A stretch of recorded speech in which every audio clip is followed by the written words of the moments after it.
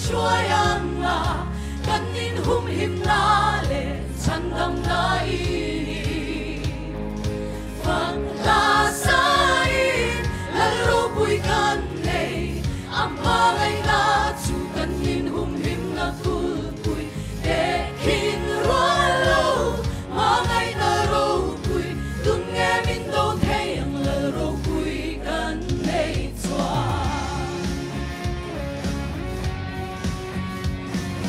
Harsat natin to kin sao sang nay chini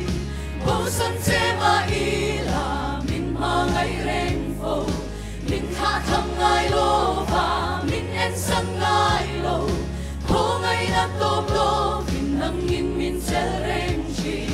Pag lasain lalo puy kan nay Ang mangay na chu kan min humhim na tulpuy Dekin rualo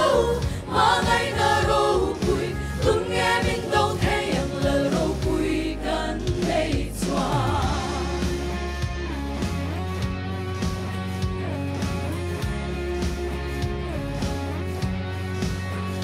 Anh lâu ôm ma in min chen sang thầy long thi lệ xem Mun tên min ngam long kan ta na Và ba lan tu xoa ma ngay in min bom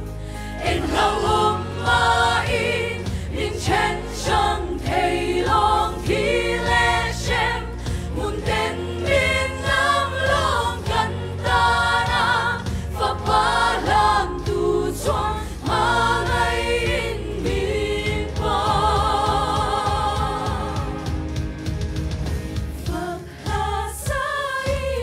laro puy kan nay ang pangay na chu kan in humhim na tulpuy dekin rualo mangay na ro puy dun nghe min đâu thấy ang laro puy kan nay chua Phật hạ sai laro puy kan nay ang pangay na chu kan in humhim na tulpuy dekin rualo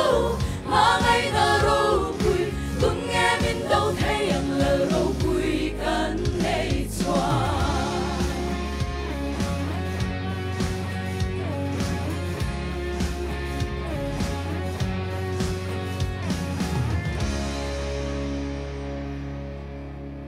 Phật lạ thế, rất phần mất sổ bố xe.